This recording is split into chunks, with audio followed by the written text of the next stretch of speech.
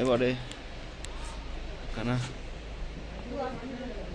সামনের দিক থেকে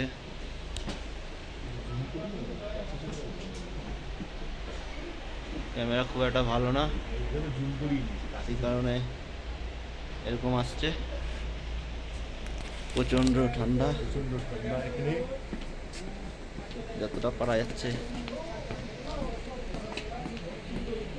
দেখাচ্ছি। বেশি কথা বলতে পারছি না, সমস্যা হচ্ছে বেশি কথা বললে।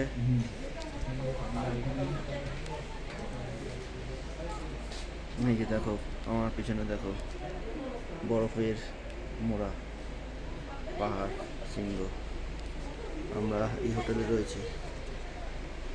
আবার পরের কোনো ভিডিওতে দেখা হবে। এখন রাখছি, টাটা, বাই বাই।